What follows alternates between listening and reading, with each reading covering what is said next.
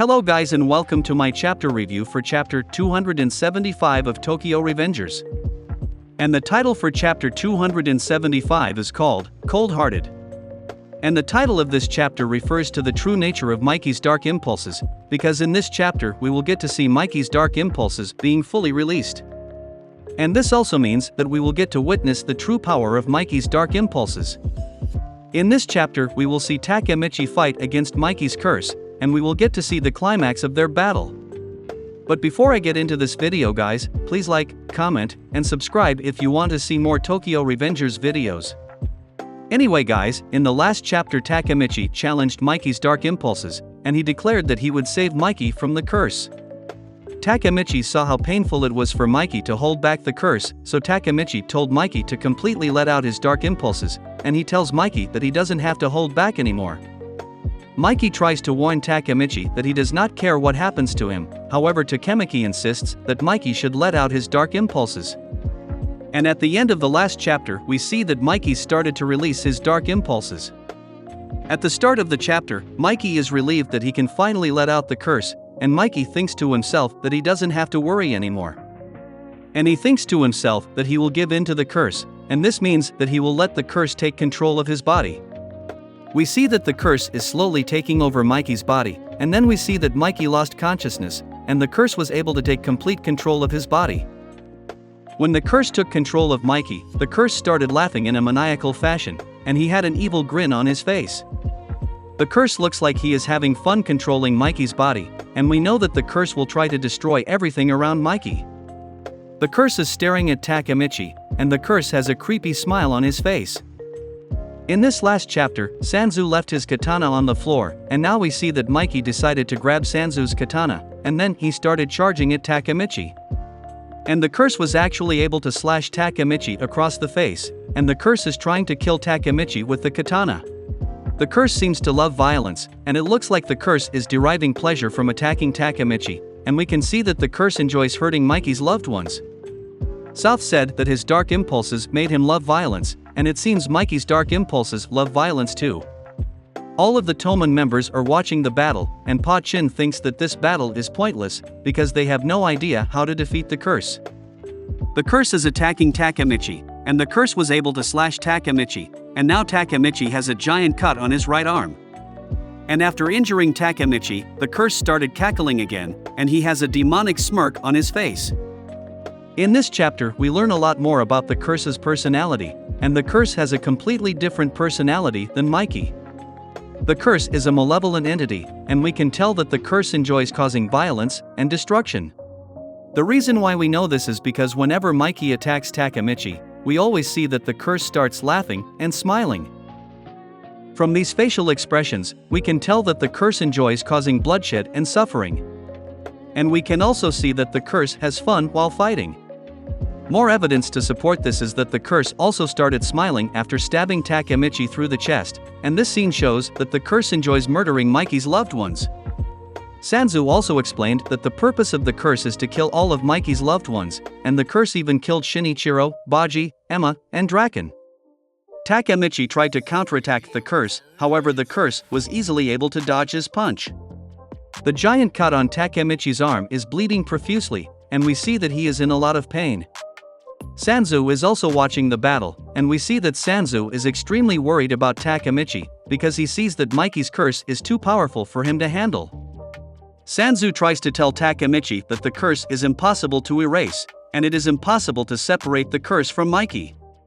Sanzu also reveals that the only reason he was following Mikey is because of the curse, and we learn that the curse was manipulating Sanzu. We see that Mikey attempted to murder Takemichi by slashing him with the katana, and he was actually able to cut Takemichi across the cheek. And then Sanzu yells out to Takemichi, and he says that Shinichiro died from the curse. And he also says that Baji, Emma, and Draken all ended up dying because of the curse too. Everyone who tries to rescue Mikey from his dark impulses will just end up being killed by the curse, and Sanzu reveals that this is how the curse works. Sanzu is very concerned for Takemichi's safety, and Sanzu tried to warn Takemichi that if he keeps fighting then he will die too. So far, Takemichi has been able to dodge most of Mikey's attacks, however in the next scene of this chapter we see that Mikey stabbed Takemichi through the chest. Mikey's dark impulses just gave Takemichi a fatal injury, and Mikey's body is still being completely controlled by the curse, because we see that the curse started smiling after stabbing Takemichi. However, while he was getting stabbed, Takemichi reached out to hug Mikey, and in this emotional moment Takemichi decided to hug Mikey's body again, and in this scene Takemichi is hoping that he will be able to reach his friend. Takemichi embraces Mikey, and then he tells Mikey that he will not lose no matter what, and he swears that he will carry Mikey's dark impulses on his back. Takemichi says that he will beat up Mikey if he does something stupid, and he tells Mikey to remember that he will always be his friend.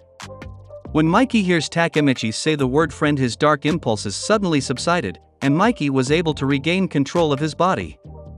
And the reason why we know Mikey regained consciousness is because his eyes are not white anymore, and the dark impulses that were surrounding his body have also gone away. When Mikey snaps back into reality, he realizes that Takemichi got stabbed, and Mikey is being overwhelmed by this traumatic moment. Mikey says Takemichi's name, but Takemichi interrupts Mikey by telling Mikey to take his hand. Takemichi says that Mikey is his trigger, and then Takemichi tries to shake Mikey's hand. Takemichi still wants to save Mikey, and he says he will do everything over again. In this scene, it is possible that Takemichi could be trying to purposely give Mikey his time leaping power, and this is why he wanted to shake hands with Mikey. Because in chapter 273 Takemichi learned that Shinichiro purposely gave him the time leaping power, and he also learned that Shinichiro did this by shaking his hand. So in this moment Takemichi could be trying to do the same exact thing as Shinichiro. And Takemichi's goal is to make Mikey a time leaper, and this would give Mikey the opportunity to save everyone. Takemichi also knows that he has never performed a double time leap before, so deep down, I think he already knows that their handshake will not work. I personally think that if the curse is defeated just by Takemichi dying, then that would be really bad writing. Because so many people have died by trying to save Mikey from the curse, and if Takemichi's death suddenly defeats the curse just because he is the main character, then that would be a horrible ending.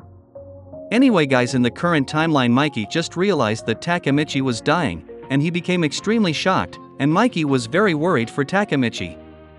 Mikey never wanted this to happen, and Mikey even tried to push Takemichi away because he knew that his dark impulses would hurt his loved ones. After getting a fatal injury, Takemichi started coughing up blood, and now he is bleeding all over the place. Takemichi has too many injuries, and he knows that he will not be able to survive this stab injury. Mikey tells him to hang in there, and Mikey grabs Takemichi's hand. And we see Chifuyu and Mikey's reaction to Takemichi's death, and both of them started crying. And we also see the Toman members' reaction, and all of them are shocked. And as Takemichi is dying in Mikey's arms, we see that Mikey also started crying, and Mikey is panicking because he is so worried that Takemichi will die. And while he is crying, Mikey is screaming Takemichi's name. Takemichi's body has gone completely limp, and his eyes have lost their light, and in this moment Takemichi falls into Mikey's arms. We also see a close-up scene of Mikey's face, and Mikey has tears streaming down his face, and he is holding Takemichi's body. And Takemichi's face is bloody, bruised, and beaten, and the dark impulses have completely destroyed Takemichi. And in the last scene of this chapter we see Mikey screaming out in agony, and Mikey is so grief-stricken by Takemichi's death that he is screaming out in pain. We know Mikey did not want any of this to happen, and if he was not being controlled by the curse, then he would have never killed Takemichi. Mikey will feel all the guilt for Takemichi's death, and he will place all the blame on himself. Mikey wanted to push everyone away, because he did not want his loved ones to get killed by the curse.